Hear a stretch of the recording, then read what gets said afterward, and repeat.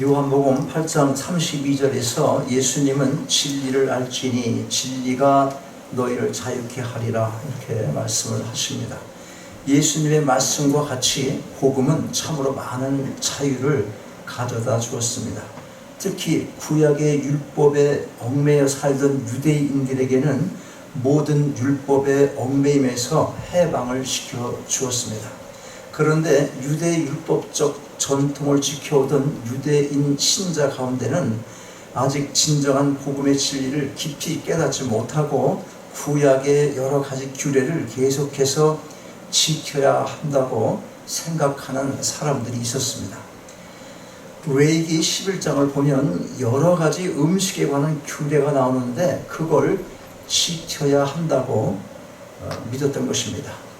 또 그들이 지켜왔던 여러 종류의 절기들이 있었는데 복음을 받아들인 후에도 반드시 지켜야 한다고 주장하는 사람들도 있었습니다. 신약시대에 그랬다는 거예요. 이제 유대교가 기독교화되는 그런 과정이 있을 때, 과도기잖아요. 오늘 본문을 보면 이러한 사람들로 인해서 당시 로마 교회는 적지 않은 분란이 있었던 것으로 보여집니다. 즉 복음이 무엇인지 그 진정한 진리를 깨닫게 된 자들은 그렇지 못한 자들을 대할 때 아직 복음을 모른다고 비웃고 얕잡아 본 반면에 믿음이 연약한 자들은 자기들의 신앙에 비추어서 믿음이 강한 자들이 율법을 너무 무시한 행동을 한다고 서로 비난을 하고 있었던 것입니다. 율법을 무시한다고. 또 한쪽에선 너가 몰라서 그렇지 이렇게 계속 분쟁을 하고 있었다는 것입니다. 이와 같은 이유로 사도 바울은 이렇게 서로 비난만 해서는 안 된다고 지적을 하면서 특별히 믿음이 강한 성도들에게 몇 가지 중요한 교훈을 주고 있습니다. 첫째로 믿음이 연약한 자도 하나님께서 받으셨다는 것입니다. 1절 상반절 보니까 사도 바울은 믿음이 강한 성도들에게 믿음이 연약한 자를 너희가 받되 이렇게 기록하고 있습니다. 믿음이 연약하더라도 받으라는 것입니다. 그리고 그 이유를 3절 후반에서 말합니다. 이는 하나님이 저를 받으셨음이니라. 내가 믿음이 연약한 자를 받았으니 너희도 이것저것 비판하지 말고 받아들이라는 것입니다. 신앙생활을 하면서 경험하게 되는 한 가지는 복음이 담고 있는 어떤 진리를 깨닫게 되면 좀 더 깊이 깨닫게 되면 그것을 모르는 자들에 대한 비판을 하게 되는 경향을 적지 않게 볼 수 있다는 것입니다. 대놓고 그렇게 직접적으로 무시는 하지 않더라도 은연중에 사람을 무시해서 마음의 상처를 입히는 경우가 있습니다. 그래서 고린도전서 8장 1절에서 사도 바울은 지식은 사람을 교만하게 한다고 했습니다. 그렇다면 우리는 어떻습니까? 혹 우리가 그렇지는 않은지 각자마다 자신의 언행을 돌아볼 필요가 있습니다. 그리고 의식적이건 무의식적이건 신앙적 교만의 모습이 자신에게서 발견된다면 그것이 아무리 적은 부분이라 할지라도 다 버려야 할 것입니다. 왜 버려야 합니까? 왜? 간단합니다. 믿음이 연약한 자도 하나님께서 받으시고 이미 하나님의 자녀로 삼으셨기 때문에 그런 것입니다. 즉 복음의 진리를 깊이 이해하지 못하여 아직은 복음에 합당한 생활을 하지 못한다 할지라도 그 연약한 자도 하나님의 사랑을 입은 자에게 우리도 그를 사랑해야 한다는 것입니다. 우리의 모습을 보면 돼요. 우리의 모습을. 무슨 얘기 합니까? 우리가 다 신앙의 성숙을 향해서 조금씩 가는 중에 많이 발견되는 나약함과 연약성 때문에 좀 더 일찍 믿었거나 또 아니면 사도 바울처럼 기독교인들 핍박하러 잡으러 가던 중에 완전히 고꾸라가고 하나님께서 감권적으로 변화된 사람이 볼 때는 답답해 보일 수 있지만 일반적으로 보통 장로가 되고 목사가 되는 사람들도 처음부터 제대로 그렇게 되는 게 아니란 말이지. 다 어려운 길이 있었고 힘든 일이 있었다는 거예요. 그걸 생각하면 절대로 교만할 수 없다는 것입니다. 요한복음 13장 34절 35절은 이렇게 말씀합니다. 이 계명을 너희에게 주노니 서로 사랑하라. 내가 너희를 사랑한 것 같이 너희도 서로 사랑하라. 너희가 서로 사랑하면 이로써 모든 사람이 너희가 내 제자인 줄 알리라. 믿음이 연약한 자를 대할 때 좀 답답하고 대하기가 불편하더라도 아예 무시하거나 비판할 것이 아니라 하나님의 사랑을 나누는 가운데 주님의 참 제자다운 신앙의 성숙을 이루어 가시기 바랍니다. 둘째로 믿음이 연약한 자도 우리와 동일하게 주를 위하는 사람이라는 것입니다. 7절 8절을 다시 한번 읽겠습니다. 7절 8절 큰 소리로 읽으세요. 시작. 우리 중에 누구든지 자기를 위해 사는 자가 없고 자기를 위하여 죽는 자도 없도다. 우리가 살아도 주를 위하여 살고 죽어도 주를 위하여 죽나니 그러므로 사나 죽으나 우리가 주의 것이라. 우리가 자주 잊어버릴 수 있는 교훈입니다. 즉 우리가 쉽게 우습게 여기고 무시하게 되는 그 믿음이 연약한 자들 역시 우리와 동일하게 주님을 섬기며 주님을 위해 사는 자들이라는 것입니다. 여러분, 우리는 우리가 대적할 적이 누구인지 또 함께 믿음을 세워 나가야 하는 믿음의 동지가 누구인지를 확실하게 구분을 해야 할 필요가 있는 것입니다. 우리의 대적은 우리의 믿음을 빼앗아 가려는 사탄이지 결코 믿음이 연약한 자가 아닌 것입니다. 그들은 아직 믿음이 연약하기는 하지만 주님께 부름받은 주의 군사들인 것입니다.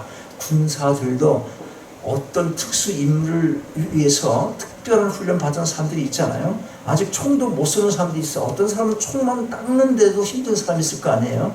그런 사람들을 우리가 차별할 수가 없다는 거예요. 그냥 그 사람은 그것이 임무니까 사람마다 다 다를 수 있다는 것입니다.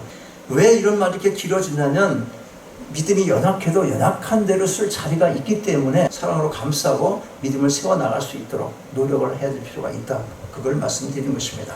그러므로 그들을 비판하고 비난함으로써 믿음을 약화시킬 것이 아니라 그들의 약점을 내가 채워줌으로써 그 연약한 믿음을 더 키워나갈 수 있도록 도와주고 덕을 끼쳐야 하는 것입니다. 로마서 15장 1절이 바로 이것을 말씀합니다. 우리 강한 자가 마땅히 연약한 자의 약점을 담당하고 자기를 기쁘게 하지 아니할 것이라.